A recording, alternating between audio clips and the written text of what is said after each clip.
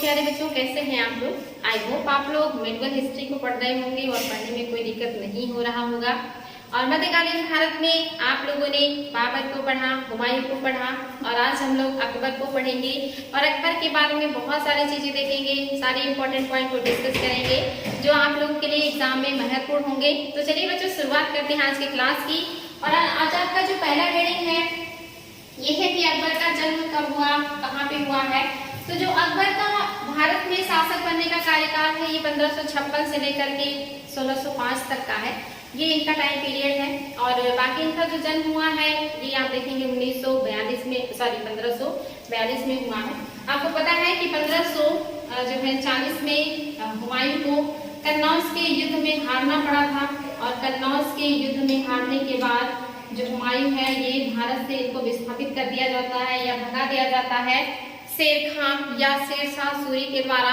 और ये 1555 तक इधर उधर भटकते रहे और 1555 में जाकर के ये वापस भारत में सरहिंद और मच्छीवाड़ा के युद्ध के बाद जाकर के कहीं अपने साम्राज्य को वापस स्थापित कर पाते हैं भारत में। तो ये दो महत्वपूर्ण युद्ध उन्होंने लड़े और दोबारा 15 वर्षों के बाद 1555 में दिल्ली के सिंहासन को प्राप्त किया हुमायूं ने और वापस जो है मुगल साम्राज्य की स्थापना भारत में हो जाती है। तो यहाँ से उन्होंने शासन करना शुरू किया, लेकिन दुर्भाग्य से आपने देखा था कि 1555 के बाद 1556 आते आते ये क्या होता है, ये अपने ही द्वारा बनाए गए लाइब्रेरी जिसका दीनपना नाम था, उसमें स्टडी करके उतरने के दरमियान सीढ़ियों से गिरने की वजह से इनको अंदरूनी चोटें आती हैं, जिसकी वजह से 1556 में हुमायूं की मृत्यु हो जाती है। और जिस समय हुमायूं की मृत्यु हुई थी उस समय जो अकबर थे ये जो है पंजाब के क्षेत्र में, सिंध के क्षेत्र में थे और वहां पर ये अफगानों के विरुद्ध अभियान कर रहे थे और इनके जो संरक्षक थे बैरम खां वो भी इनके साथ थे, युद्ध में इनकी मदद कर रहे थे। और यहाँ पे जो अकबर है उसको खबर मिलती है वो 17 दिनों के बाद मिलती है, यानी कि हुमायूं की मृत्यु के 17 दिन बाद अकबर को इस बात का पता चलता है कि जो हुमायूं है अब वो जीवित नहीं है। और ये डेट है, आप देखेंगे कि जो 14 फरवरी 1556 में कलानौर नामक स्थान पर उनका राज्याभिषेक हुआ था। और जो हुमायूं है ये इनकी जो मृत्यु है 26 जनवरी को ही हो गई थी, लेकिन जो अकबर है इनको पता चल रहा है जो है 14 फरवरी के आसपास। और वहीं पर यानी कि कलानौर नामक स्थान पर ही जो बैरम खां है ये अकबर का राज्याभिषेक कर देते हैं और इनको जो है दिल्ली का सुल्तान घोषित कर देते हैं।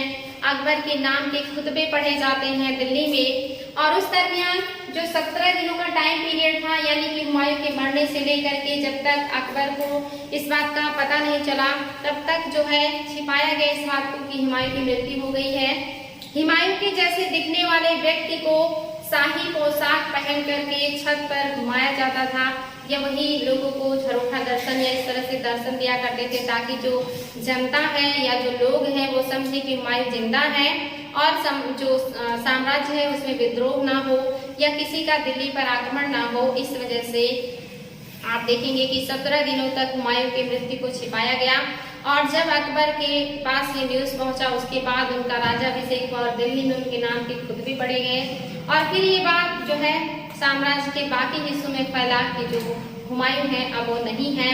और इस बात का पता जब उस समय के अफगान शासक जिसमें थे आदिल शाह और जो है आदिल शाह जो काफी इम्पोर्टेंट है, आदिल शाह और आदिल शाह का एक सेनापति है जिनका नाम है हेमू। जब आदिल शाह को ये चीज पता चलता है ये अफगान सरदार है तो वो इस बात का जो है फायदा उठाते हैं कि अकबर अभी है नहीं, सिंहासन खाली है और हुमायूं की अचानक से मृत्यु हो गई है। तो वहां पे वो क्या करते हैं, हेमू को दिल्ली पर अधिकार करने के लिए भेज देते हैं और जो हेमू है ये दिल्ली की तरफ बढ़ते हैं और ये सबसे पहले जो है आगरा पर अधिकार करते हैं, आगरा पर जो है आक्रमण करते हैं, आगरा का क्षेत्र ये विजिट करते हैं। और यहाँ पे जो प्रशासक था उसका नाम था ये इम्पोर्टेंट है बच्चों, इसको याद रखेंगे। जो समय प्रशासक थे इनका नाम मैं आपको बाद में बता दूंगी, अभी ध्यान नहीं आ रहा है कि क्या नाम था इनका। और उस समय जो दिल्ली में थे वो तारती बेग थे। इम्पोर्टेंट है कि आगरा के जो प्रशासक थे वो वहां से अपने क्षेत्र को छोड़ करके भाग जाते हैं बिना लड़े, जिसकी वजह से जो आसान हो जाता है हेमू के लिए आगरा पर अधिकार करना। और जो दिल्ली के समय प्रशासक थे वो थे तारती बेग। दिल्ली के जो प्रशासक है वो है तारती बेग। ये जो है हेमू से युद्ध करते हैं, लेकिन हेमू से युद्ध में हार जाते हैं और जो हेमू है बड़े आसानी से आगरा और दिल्ली पर अधिकार कर लेते हैं और अपने आप को दिल्ली का सुल्तान घोषित कर देते हैं। तो इम्पोर्टेंट है बच्चों, ध्यान देंगे कि जो हेमू है इन्होंने आगरा और दिल्ली पर अधिकार कर लिया और जैसे ही ये पता अकबर को चलता है कि जो दिल्ली है वो हेमू के अधिकार में आ गया है और उनके जो वहाँ के प्रशासक थे वो लोग जो है दिल्ली छोड़ करके पंजाब की तरफ आ रहे हैं, यानी कि भाग करके उनके पास आ रहे हैं। तो वहाँ पे जो अमीर वर्ग थे उन्होंने बैरम खां और अकबर को ये सलाह दिया कि आप लोग काबुल चले जाएं, क्योंकि अभी हमारे पास वो परिस्थिति नहीं है कि हम जो है हेमू से टकरा सके या हेमू से लड़ सके। और जो हेमू है ये अपने जीवन काल में 24 युद्ध इन्होंने लड़े थे, 24 युद्ध इन्होंने किया था, जिनमें से 22 युद्धों को इन्होंने जीता था, यानी कि 22 युद्ध ये जीते थे। ओनली 2 युद्ध ऐसे थे जो ये हारे थे। तो अपने आप में इनका बहुत ही सम्मान था या इन्हें इस बात का गुरूर था कि ये अपने जीवन काल के ज्यादातर युद्धों को इन्होंने जीता है। और यहाँ पे जो अकबर हैं और जो बैरम खां हैं ये लोग अमीरों के सलाह को नजरअंदाज कर देते हैं और दिल्ली पर आक्रमण करने का निर्णय लेते हैं, यानी कि आगे बढ़ करके सामना करने का निर्णय लेते हैं। और वहां से बैरम खां और अकबर जो है दिल्ली की तरफ बढ़ते हैं दिल्ली पर अधिकार करने के लिए। और पानीपत के मैदान में जो है युद्ध होता है इनका अकबर का और जो है हेमू के बीच। तो इसको भी और भी डिटेल में देखेंगे। पहले देख लेते हैं बच्चों कि जो अकबर का जन्म है ये 15 अक्टूबर 1542 में हुआ है अमरकोट के जो राजा है 20 साल के महल में। और जो अमरकोट है ये सिंध में पड़ता है। मैंने बताया था कि हेमू का जब निर्वासन हुआ वो आगरा से दिल्ली से वो पंजाब के क्षेत्र में गए, लेकिन वहाँ कामरान ने मदद नहीं किया। फिर वो सिंध गए जहाँ पर उस समय हिंदाल शासन कर रहे थे और हिंदाल के गुरु जो मिर्जा शेख अकबर थे उन्हीं की पुत्री हमीदा बानो बेगम से हुमायूं की शादी हो जाती है। और जब हुमायूं गद्दारों के विरुद्ध अभियान में बिजी थे उसी समय उन्हें ये खबर मिलती है कि उन्हें एक पुत्र का प्राप्ति हुआ है। 1542 की घटना है। उस समय जो हुमायूं है वो अपने साथियों को कस्तूरी बांट करके जो है इस खुशी को उनके बीच साझा करते हैं या एक तरीके से भी एंजॉय करते हैं। लेकिन राजपूत सैनिकों से मतभेद हो जाने के बाद जो राजपूत सैनिक है वो हुमायूं का साथ छोड़ करके चले जाते हैं और जो हुमायूं है वो वहां के शासक से समझौता करके कंधार की तरफ निकलते हैं। और जब वो कंधार में पहुंचते हैं तो वहाँ पे अस्करी को कामरान ने ऑर्डर दिया कि आप हुमायूं को कैद करके जेल में डाल दीजिए। ये बात हुमायूं को पता चली, लेकिन उन्होंने अपने भाइयों के खिलाफ कोई एक्शन नहीं लिया और वहां से वो आगे ईरान जाने का फैसला करते हैं और अकबर को कंधार में ही जीजियांका और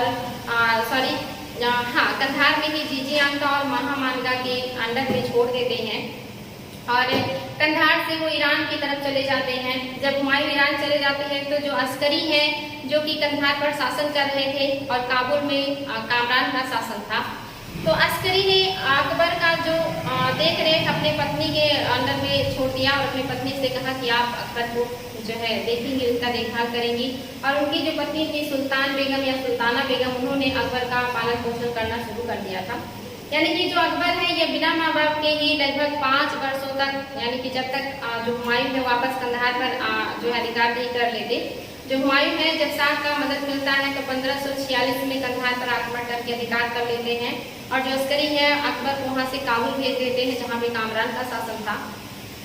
और 1546 के बाद जो हुमायूं है वो फिर कंधार पे आक्रमण करने के बाद काबुल पर भी आक्रमण करते हैं और अधिकार कर लेते हैं और वहां पे 46 में ही उन्होंने अकबर का खतना संस्कार करवाया और खतना संस्कार के बाद अकबर का जो नाम है ये जलालुद्दीन अकबर कर दिया गया।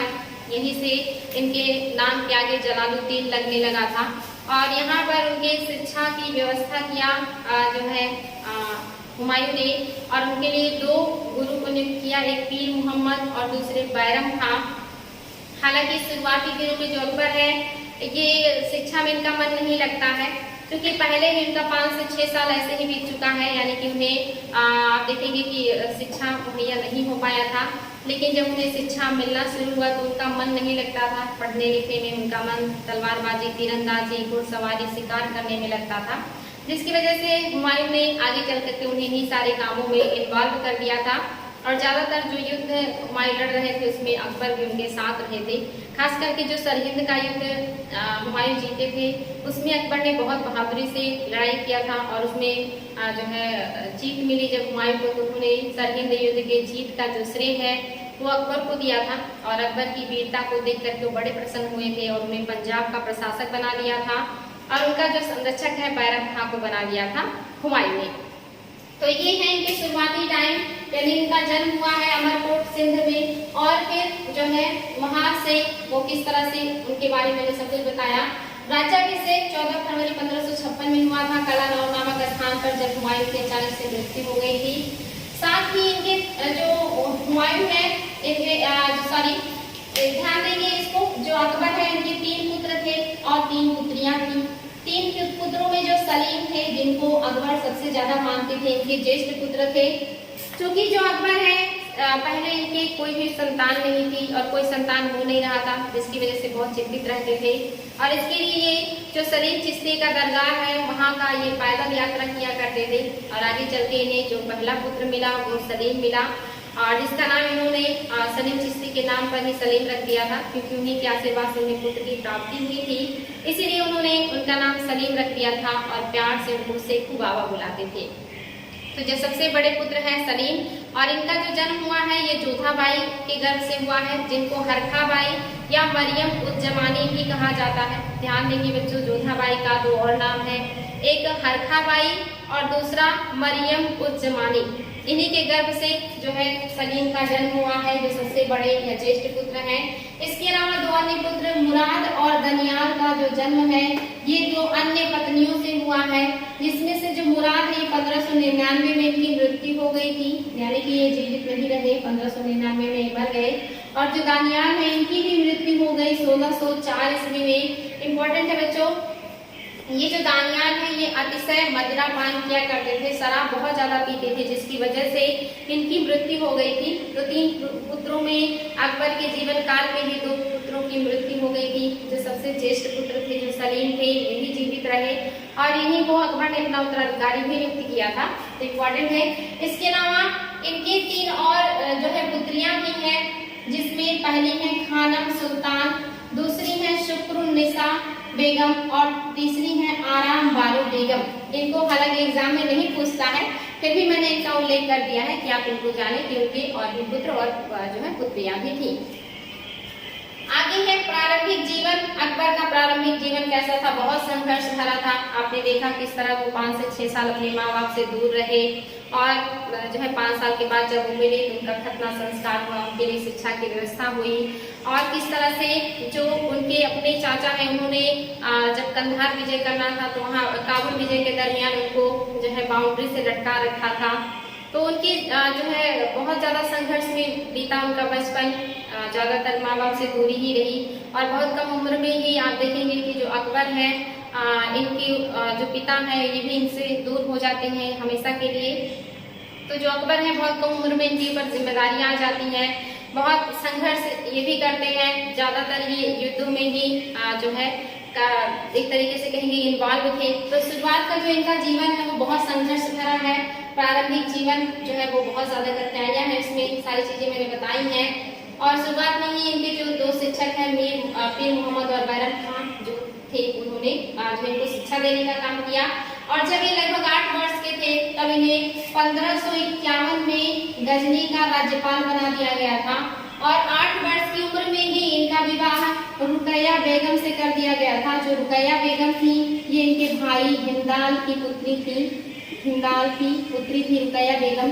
और ये अकबर का पहला विवाह था जो हुआ था 1551 में, जब ये गजनी के राज्यपाल थे, यानी कि बहुत कम उम्र में ही इनका विवाह रुकैया बेगम से हो गया था। इसीलिए इम्पोर्टेंट है बच्चों, इसको ध्यान देंगे।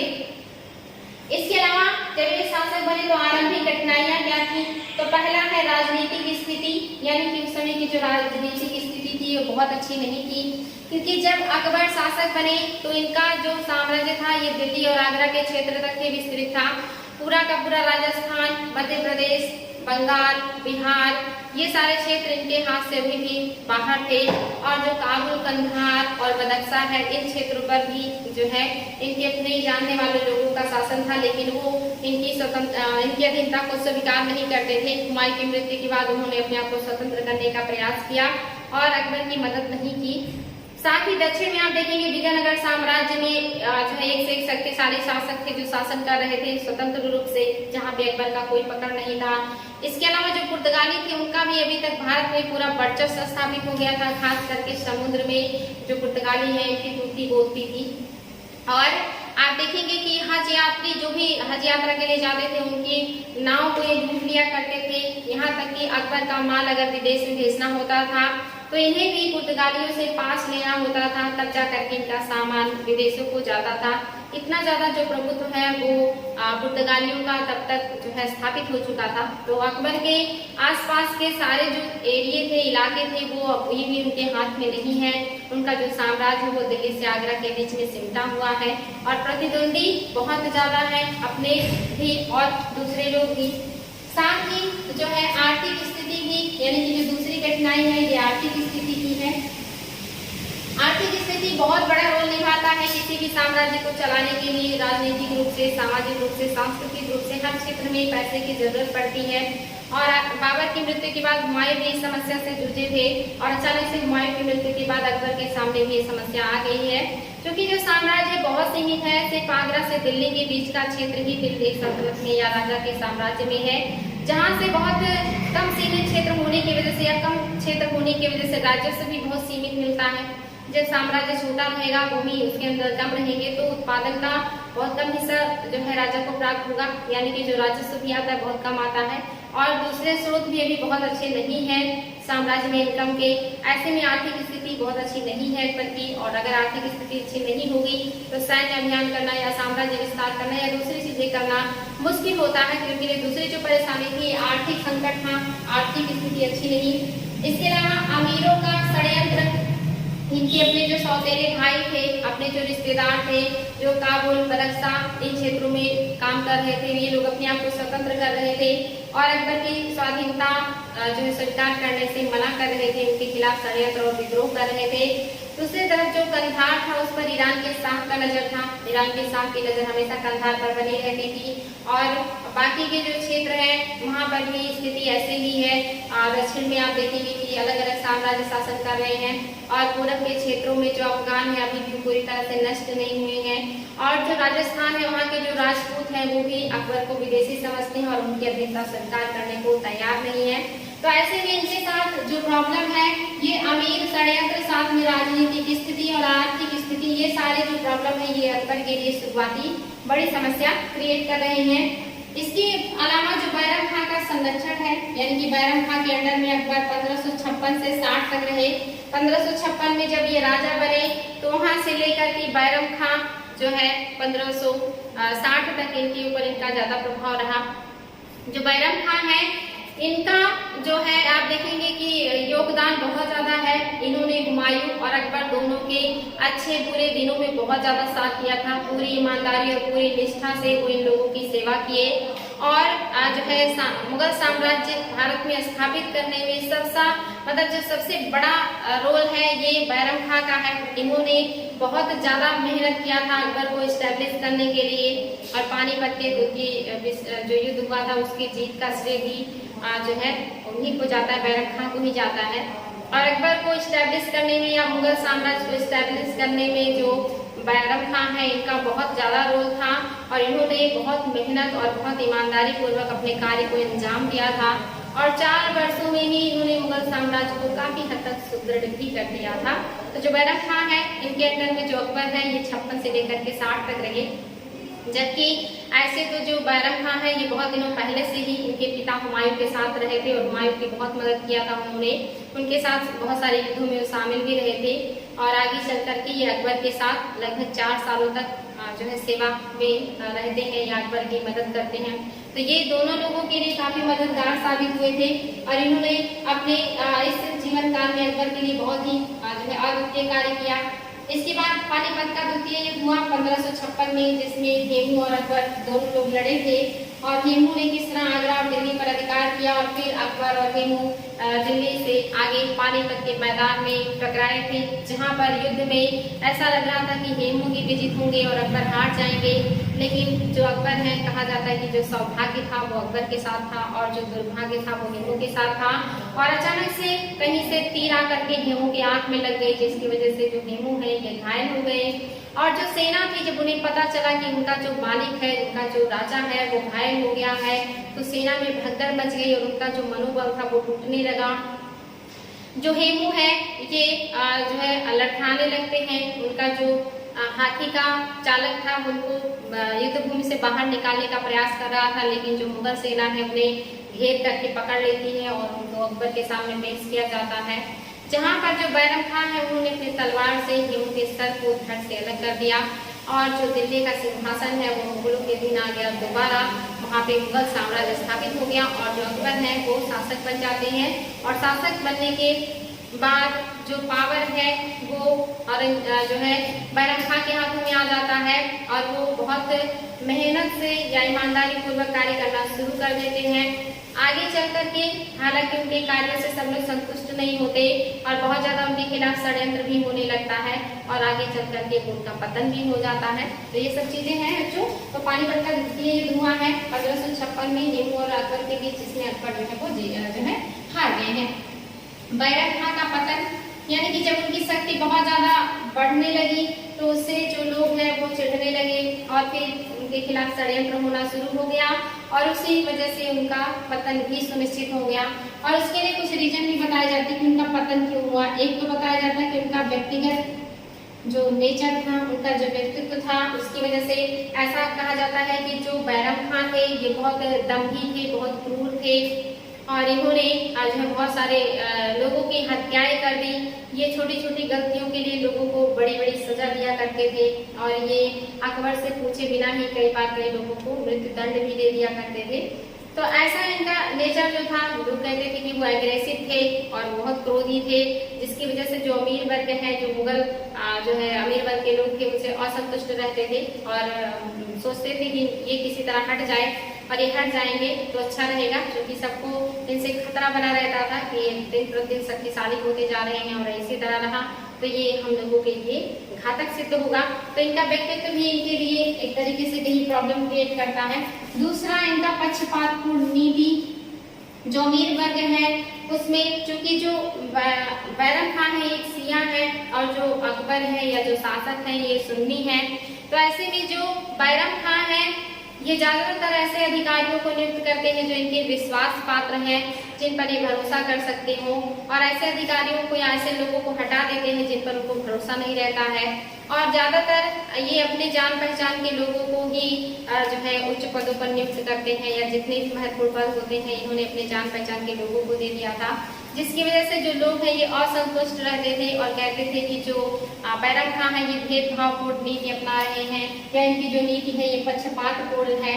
तीसरा जो रीजन था उनके पतन का ये था शिया सुन्नी का, क्योंकि जो बैरम खान है एक शिया है और जो मुगल वंश है ये सुन्नी है। ऐसे में जो बैरम खान है इनके हाथ में पावर सबसे ज्यादा हो गया है, शासक से ऊपर हो गए हैं ये। ऐसे में ये क्या कर रहे हैं कि ज्यादा से ज्यादा जो शिया लोग हैं इनको महत्वपूर्ण पदों पर या उच्च पदों पर नियुक्त कर रहे हैं और जो सुन्नी है उनको पदों से हटा दे रहे हैं।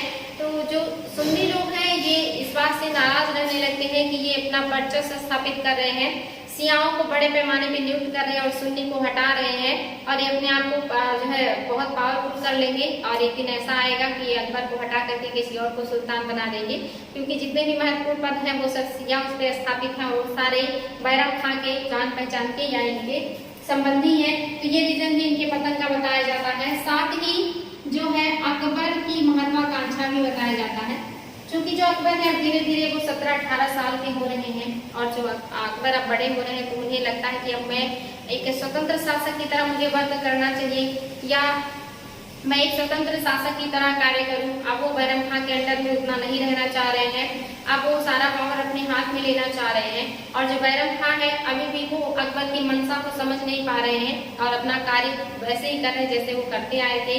यहाँ पे जो अकबर है इनको जो उनके फैमिली के लोग हैं, जो महिलाएं हैं, वो भड़काना शुरू कर देती हैं कि आपको पावर अपने हाथ में लेना चाहिए। बैरम खां बहुत ज्यादा निरंकुश और बहुत ज्यादा पावरफुल हो जा रहे हैं, जो हमारे लिए घातक सिद्ध होगा। अकबर भी उनकी बातों में विश्वास करने लगते हैं और जो बैरम खां है उनको ऑर्डर देते हैं कि आप जो है उनके खिलाफ आदेश जो है जारी करवाते हैं और आदेश भिजवाते हैं कि आप जो है अपने पद से इस्तीफा दे दीजिए और मक्का चले जाइए। जो बैरम खां है वो अकबर से मिलना चाहते हैं, बात करना चाहते हैं, लेकिन अकबर वहां मिलने से मना कर देते हैं। बैरम खां उनकी बात मान लेते हैं और कहते हैं कि ठीक है, मैं मक्का चला जाऊंगा। लेकिन उनके जो अकबर के संबंधी हैं उन्हें फिर भी तसल्ली नहीं होती है, चैन नहीं मिलता और वो कहते हैं अकबर से कि जल्दी से जल्दी इनको मक्का के लिए रवाना करवाइए, इनका यहाँ रहना खतरे से खाली नहीं है। और अकबर फिर से एक शाही टुकड़ी जो है सेना उसे भेजती है और कहती है कि बैरम खां को जल्द से जल्द जो है मक्का के लिए रवाना किया जाए। बैरम खां को इस बार बहुत बुरा लगता है, क्योंकि जो व्यक्ति उन्हें ये बात कहने आया था वो उनके अंडर में कार्य कर चुका था और बैरम खां को लग रहा था कि जो व्यक्ति मेरे अंडर में कार्य कर रहा था आज वो मुझे ऑर्डर देने आया है, और वहाँ उन्हें बहुत अपमानित फील होता है, जिसकी वजह से वो विद्रोह कर देते हैं। और जब वो विद्रोह करते हैं तो जो अकबर है एक बड़ी सेना भेजते हैं उनसे युद्ध करने के लिए, जिसमें जो बैरम खां है वो हार जाते हैं और हारने के बाद उन्हें गिरफ्तार कर लिया जाता है। गिरफ्तार करके उन्हें दरबार में अकबर के सामने पेश किया जाता है और वहाँ पर वो अकबर के पैरों में गिरकर रोने लगते हैं और अकबर उन्हें उठाते हैं और सम्मान पूर्वक जो है उन्हें अपने दरबार के उच्च पदों वाली श्रेणी में बैठाते हैं और उन्हें कीमती वस्त्र यानी कि खिलअत प्रदान करते हैं और उनके सामने 3 शर्त रखते हैं। एक तो कहते हैं कि आप कालपी और उसके आसपास का चंदेरी का जो क्षेत्र है, कालपी और चंदेरी के क्षेत्र के सूबेदार या प्रशासक बन जाइए। दूसरा वो कहते हैं कि शाही सलाहकार के रूप में स्थापित हो जाइए और मुझे महत्वपूर्ण जो है पहलुओं पर सलाहकार के रूप में या मदद कीजिएगा। और तीसरा कहते हैं कि आप मक्का चले जाइए और अपना जीवन मक्का में बिताइए। तो जो बैरम खां है वो तीसरे ऑप्शन को चूज करते हैं कि मैं मक्का जाना चाहूँगा और मैं अपना बाकी का जीवन मक्का में ही बिताना चाहूँगा। अकबर उनके इस निर्णय का सम्मान करते हैं और उन्हें मक्का जाने की व्यवस्था करते हैं। लेकिन रास्ते में गुजरात के पाटल नामक स्थान पर जो है वहाँ पे इनकी हत्या कर दी जाती है। मुबारक शाह नामक व्यक्ति से इनकी दुश्मनी थी, यानी कि जो मुबारक शाह था उसके पिता की हत्या मच्छीवाड़ा के युद्ध में बाबर ने किया था, जो है बैरम खां ने किया था, जिस का बदला लेने के लिए, यानी कि अपने पिता की मौत का बदला लेने के लिए जो व्यक्ति था मुबारक शाह, वो बैरम खां की तलाश में था और बैरम खां को जब वो गुजरात के पाटन में देखता है तो वहाँ पे उनकी हत्या कर देता है और उनके शिविर को लूट लेता है, जहाँ से जो बैरम खां की पत्नी सलीमा बेगम है और उनका 4 साल का बेटा रहीम अपनी जान बचा करके अहमदाबाद पहुँचते हैं। और इस बात का पता जब अकबर को चलता है तो वो बहुत दुखी होते हैं और एक शाही सेना भेजते हैं और उनके संरक्षण में उनकी पत्नी सलीमा बेगम और रहीम को लाया जाता है दरबार में। और अकबर वहाँ पे रहीम को अपने पुत्र की तरह पालना शुरू कर देते हैं और शिक्षा दीक्षा की व्यवस्था करते हैं और जो सलीमा बेगम है इनसे विवाह कर लेते हैं। आगे चल करके यही जो रहीम है जो है इनको भी खाना की उपाधि अकबर ने भी दिया इनके पिता की तरह और ये रहीम खाना के रूप में प्रसिद्ध हुए और एक प्रसिद्ध कवि और प्रसिद्ध सेनापति बने। आप जो भी इतिहास में श्लोक पढ़ते हैं जिसमें लिखा रहता है रहीम के दोहे, ये वही रहीम है जो अकबर के दरबार में 9 रत्नों में शामिल थे। तो ये है बच्चों जो बैरम खां है, इनका पतन किन कारणों से हुआ और उनके पतन के बाद उनके परिवार का क्या हुआ, ये सारी चीजें आपने देखा। इसके बाद जो है आपने बैरम खां का विद्रोह भी देख लिया, उसके बाद उनकी मृत्यु हो गई। नेक्स्ट है कालपी और चंदेरी का जो सूबेदारी, यानी कि जो आपने अभी देखा बैरम खां के बारे में कि उन्होंने विद्रोह किया और विद्रोह के बाद वो शांत हुआ उनका विद्रोह और उनके सामने ये 3 ऑप्शन अकबर ने रखे थे। पहला कालपी और चंदेरी के जिले का सूबेदार, दूसरा उन्होंने कहा कि शाही दरबार में आप शहंशाह के विश्वास पत्र सलाहकार का पद ले लीजिए या मक्का के लिए प्रस्थान कीजिए। तो उन्होंने तीसरा ऑप्शन चूज किया था, जिसमें आपने देखा कि आगे क्या हुआ और किस तरह से उनकी फैमिली वापस सुरक्षित राजा के पास पहुंच गई थी। नेक्स्ट उनकी मृत्यु की बात क्या हुआ, पर्दा शासन कहा जाता है इसे। 1560 से 64 के बीच का जो शासन है इसे पर्दा शासन कहा जाता है, क्योंकि यहाँ पर जो अकबर है ये हरम के या महल के महिलाओं के नियंत्रण में आ गए थे, या इनके विचारों पर महिलाओं का जो है नियंत्रण काफी हद तक हो गया था, जिसमें जो महत्वपूर्ण सदस्य थे एक थी हमीदा बानो बेगम, जो कि आप जानते हैं कि उनकी माँ है, और दूसरी है महामानगा, उनकी धाय माँ है। तीसरी जो है जीजी आंगा, ये भी उनकी धाय थी, लेकिन सबसे महत्वपूर्ण महामानगा है। महामानगा के पुत्र अधम खां, इसके अलावा सिहाबुद्दीन अतगा और मुल्ला पीर मोहम्मद और साथ ही मुनीम खां, ये महत्वपूर्ण व्यक्ति हैं जो पर्दा शासन में शामिल थे, और इन लोगों ने अकबर की नीतियों को प्रभावित करने का प्रयास किया है। खास करके महामानगा ने सबसे ज्यादा अकबर की नीतियों को प्रभावित किया, क्योंकि अकबर सबसे ज्यादा महामानगा की बात को मानते थे। इसके अलावा आप देखेंगे अधम खां की मृत्यु, यानी कि जो अधम खां है ये महामानगा के पुत्र हैं, और जो अधम खां है इनका और अकबर का पालन पोषण चूंकि महामानगा ने ही किया था, तो दोनों लोगों का पालन पोषण साथ में हुआ था, जिसकी वजह से जो अकबर है अधम खां को अपने भाई की तरह मानते थे। लेकिन जो अधम खां है इनका जो व्यवहार था, इनके जो कार्य पद्धति थी ये अच्छी नहीं थी, ये अक्सर अपने कार्यों से अकबर को दुखी किए रहते थे। मालवा अभियान के लिए जब अकबर ने भेजा था तो वहां पर भी इन्होंने बाज बहादुर को हराने के बाद जो संपत्ति मिली थी उसे अपने पास रख लिया था, अकबर के पास नहीं भेजा था और स्वतंत्र व्यवहार करने लगे थे, जिसकी वजह से अकबर ने वहां जा करके उस संपत्ति को अपने अंडर में लिया था और अधम खां को जो है पदस्थ या कहीं पद से हटा दिया था। और उस समय अधम खां ने वहाँ जो बाज बहादुर थे उनकी पत्नी रूपमती के साथ भी कुछ दुर्व्यवहार किया था, जिसकी वजह से उन्होंने विष जो है खा के अपनी जान दे दी थी।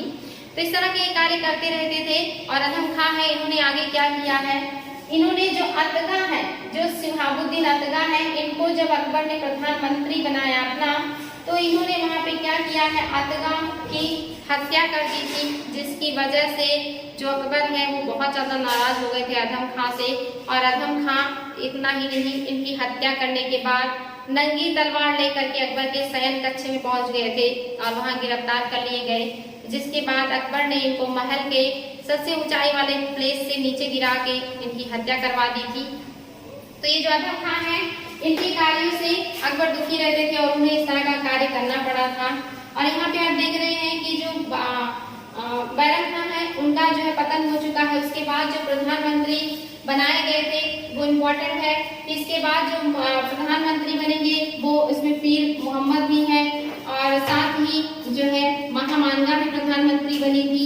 उसके बाद मुनीम खां प्रधानमंत्री बने थे तीसरे नंबर पे, और चौथे नंबर पे जो अधम खां है इनको जो है प्रधानमंत्री बनाया गया था, जिनकी हत्या जो है अधम खां नहीं है, जो इसको ध्यान दीजिए, ये जो अधम खां है ये नहीं बने थे, अतगा खां ये चौथे प्रधानमंत्री बने थे, जिनकी हत्या अधम खां ने किया था, जिससे दुखी होकर के अकबर ने इनकी हत्या कर दी थी।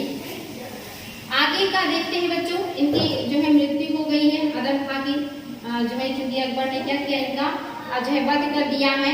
और ये कब हुआ था, 1562 ईस्वी में इनकी जो है मृत्यु हो गई है अधम खां की, क्योंकि इन्होंने जो है अतगा खां है इनकी हत्या भी की है, जो अकबर के प्रधानमंत्री हैं, साथ ही अकबर के सैन्य कक्ष में भी प्रवेश किए बिना इजाजत, और इस वजह से इनकी भी जो है हत्या कर दी अकबर ने। और इनकी हत्या करने के बाद ये न्यूज जो है महामानगा को अकबर ने दिया, लेकिन उस समय आगरा में महामानगा बीमार थी, और इस वजह से जो अकबर है उन्हें संक्षिप्त रूप में ही बात को बता देते हैं कि आपके बेटे ने गलत किया था और उनको मैंने दंडित किया है। वहाँ भी वो पूरी तरह से बात को जो है महामानगा को नहीं बताते हैं कि आपके बेटे की जो है हत्या कर दी गई है या उन्हें मृत्युदंड दिया गया है। तो जो महामानगा है वो कहती हैं हुजूर ने जो भी किया अच्छा किया, क्योंकि उन्हें नहीं पता था कि उनके बेटे की हत्या हो गई है। लेकिन बाद में जब उन्हें ये बात पता चलती है कि उनके बेटे की हत्या हो गई है, तो जो महामानगा है इस सदमे को ज्यादा दिनों तक बर्दाश्त नहीं कर पाते, और इस सदमे को मतलब जो है आने के बाद या इस न्यूज को सुनने के लगभग 40 दिन बाद जो महामानगा है इनकी भी मृत्यु हो जाती है। तो अधम खां और महामानगा दोनों की मृत्यु हो गई, इनकी भी मृत्यु 1562 में ही हो गई थी। तो जो महामानगा है और अधम खां है और साथ में अदगा था। क्योंकि ये लोगों की जो मृत्यु हुई है लगातार हुई है, तो इन सब को जो है कुतुब मीनार के परिसर में दफन कर दिया गया था। कुतुब मीनार के परिसर में इनको दफन कर दिया गया, जिसमें से जो अदगा खां है और अधम खां है इन दोनों को साथ में दफन किया गया। और उसके 40 दिन बाद जब महामानगा की मृत्यु हो गई तो इनको भी ले जा करके कुतुब मीनार के परिसर में ही दफन कर दिया गया था। इम्पोर्टेंट है बच्चों, ध्यान देंगे। ये तीनों लोगों का जो मकबरा है या जो समाधि स्थल है ये कुतुब मीनार में है। आगे क्या होता है बच्चों, आगे जो होता है मुल्ला पीर मोहम्मद का निधन। ये मुल्ला पीर मोहम्मद कौन है? तो आपने देखा कि मालवा पर बाज बहादुर का शासन था। मालवा जो कि मध्य प्रदेश का क्षेत्र है, यहाँ पर बाज बहादुर का शासन था। और जो बाज बहादुर थे इनकी एक पत्नी थी जिनका नाम था रूपमती। रूपमती, ये दोनों लोग साथ में शासन करते थे और दोनों लोग संगीत और जो है डांस के प्रेमी थे। और ये लोग जो है ज्यादातर टाइम जो इसी में व्यतीत करते थे। लेकिन जो अकबर है इन्होंने जब ग्वालियर और आसपास के क्षेत्रों को जीत लिया तो इनकी जो सीमा है ये मालवा से टच करने लगी। तो ऐसे में मालवा विजय करना इनके लिए जरूरी होने लगा। दूसरा जो कारण था कि इन्हें लगता था कि जो रूपमती और जो बाज बहादुर है ज्यादातर संगीत और डांस में डूबे रहते हैं, प्रशासन में कार्य नहीं कर रहे हैं या प्रशासन पे ध्यान नहीं दे रहे हैं। तीसरा इन्हें लगता था कि जो मालवा है ये जो है दक्षिण विजय और गुजरात विजय करने के दरमियान इसको जीतना बहुत जरूरी है, क्योंकि बिना मालवा के विजय के गुजरात और दक्षिण का अभियान संभव नहीं है। इसलिए अकबर ने मालवा विजय करना जरूरी समझा। तो ऐसे में जो अकबर है उन्होंने मालवा पर आक्रमण करने का सोचा और जो सेना का नेतृत्व कर रहे थे मुगलों का वो अधम खां थे। और अधम खां को सेनापति इनकी माँ महामानगा ने बनाया था। महामानगा ने इनको अपना जो है अपने पावर की वजह से इनको सेनापति बना करके भेज दिया था, क्योंकि महामानगा उस समय प्रधानमंत्री के पद पे थी। और उन्होंने अपने पुत्र को जो है सेनापति के रूप में भेज दिया मालवा विजय के लिए। और अधम खां ने मालवा पर अधिकार करके बाज बहादुर को हरा दिया। इनकी पत्नी के साथ दुर्व्यवहार किया, जिसकी वजह से इन्होंने विष खाकर के आत्महत्या कर ली। और यहाँ का जो खजाना था उसको अपने अंडर में ले लिया अधम खां ने और उसको अकबर को नहीं दिया, जिसकी वजह से नाराज होकर के अकबर ने मालवा पर चढ़ाई की और सारा जो धन था उस पर अधिकार कर लिया और अधम खां को वहां से पदस्थ कर दिया, यानी कि पद से हटा दिया। और यहाँ पे जो मालवा है उस पर शासन करने के लिए नियुक्त किया मुल्ला पीर मोहम्मद को, यानी कि मालवा के जो प्रशासक बने वो बने मुल्ला पीर मोहम्मद। इनको जो है मालवा का शासक बना दिया गया। और ये जब शासक बने तो इन्होंने मालवा पर शासन करना तो शुरू किया, लेकिन इनका जो कार्य पद्धति था ये बहुत अच्छा नहीं था। तो जो वहाँ की जनता थी वो इनसे असंतुष्ट रहती थी और विद्रोह करने लगती थी। दूसरी तरफ जो बाज बहादुर है जिनसे मालवा छीन लिया गया था, ये जगह जगह लोगों की मदद मांगने के लिए जो है जा रहे थे और इन्होंने दक्षिण के राज्यों से मदद मांगी और उस मदद से इन्होंने मुल्ला पीर मोहम्मद के ऊपर आक्रमण कर दिया। और जब बाज बहादुर ने मुल्ला पीर के ऊपर आक्रमण किया, ये युद्ध लड़े, लेकिन युद्ध में ये हार गए। तो जब ये भाग रहे थे तो नर्मदा नदी में घोड़े से गिरने की वजह से नर्मदा नदी में घोड़े की से गिरने की वजह से इनकी क्या हो गई, मृत्यु हो गई। और जो मालवा था उस पर बाज बहादुर का अधिकार हो गया। तो ये है मुल्ला पीर मोहम्मद जिनका निधन हुआ है नर्मदा नदी में गिरने की वजह से। इसके बाद कौन है, ख्वाजा मुअज्जम। इनका निधन कैसे हुआ है? ये जो ख्वाजा मुअज्जम है ये अकबर के मामा हैं, अकबर के मामा हैं, अकबर के मामा हैं। और ये बहुत ज्यादा जो है एक तरीके से कहेंगे कि व्यभिचारी है या अच्छा नहीं है इनका व्यवहार। इनसे हुमायूं भी बहुत दुखी रहते थे और बार बार इनको समझाते थे।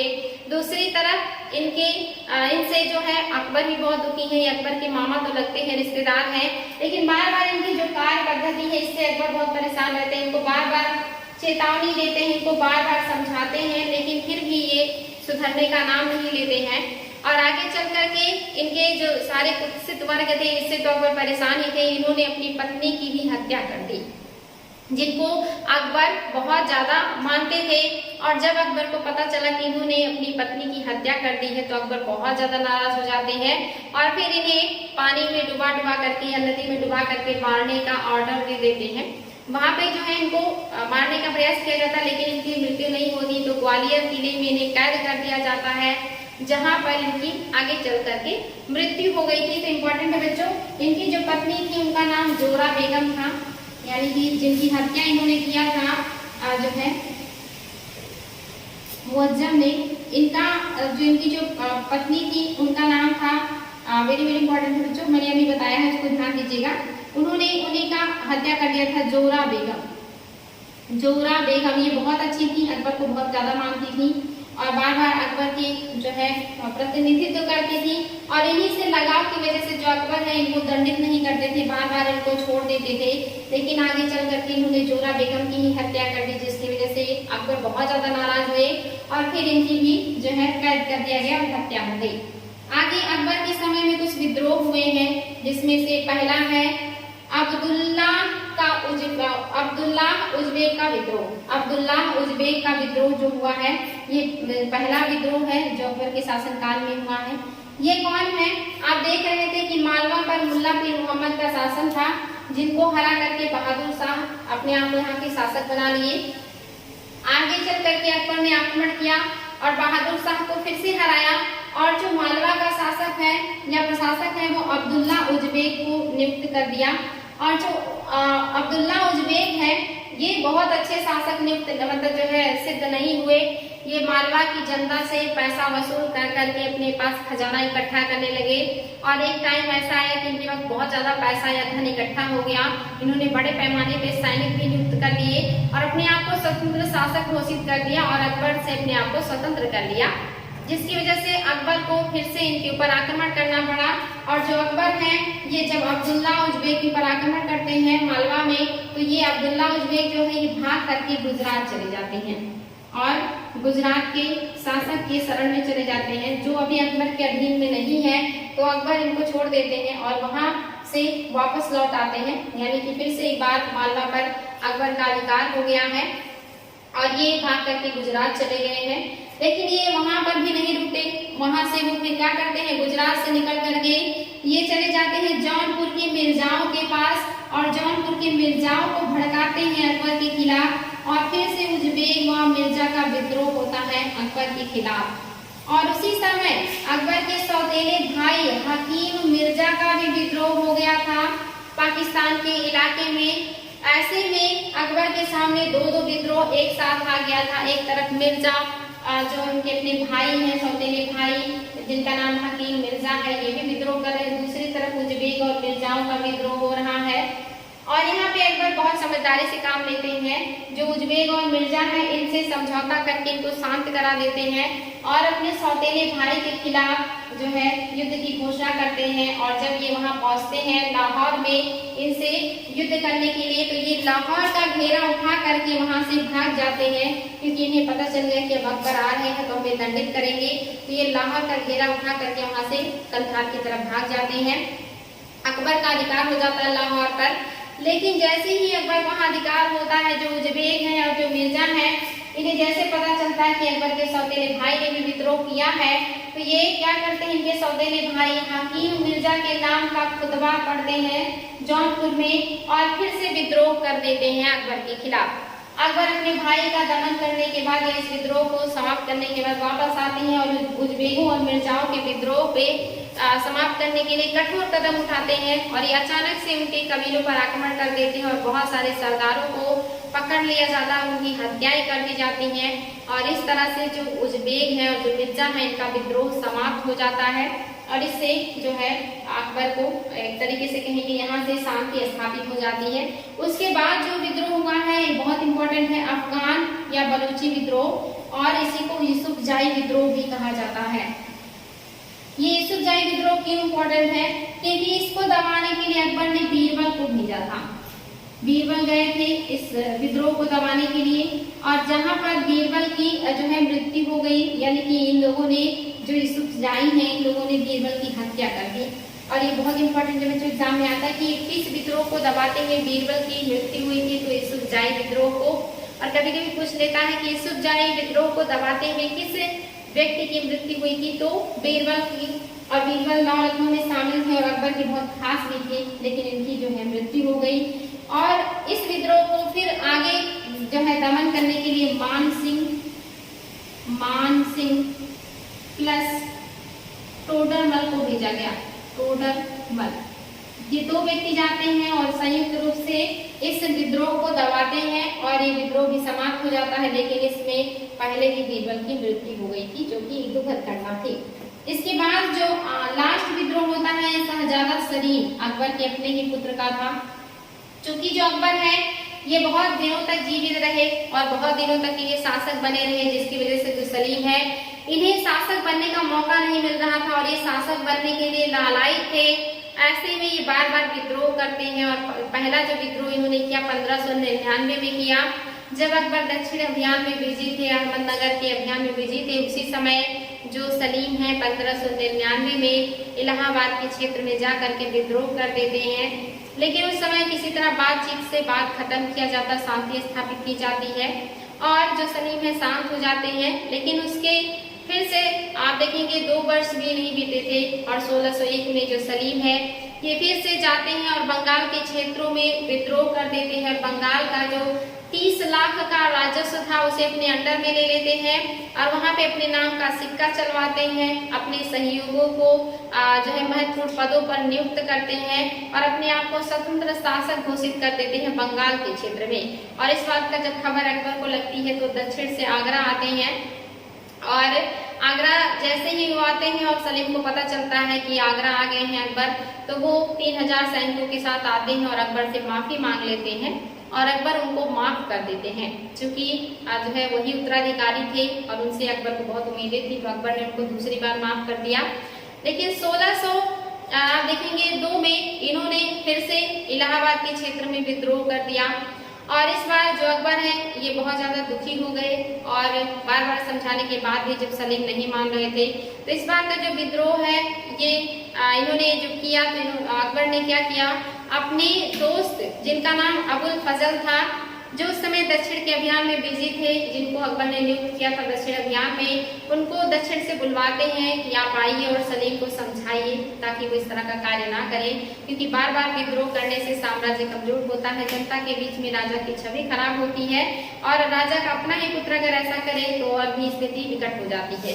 लेकिन अबुल फजल आ ही रहे थे कि रास्ते में जो सलीम है इनके इशारे पर वीर सिंह बुंदेला नाम का ओरछा सरदार, जो कि ओरछा का था, ओरछा सरदार वीर सिंह बुंदेला,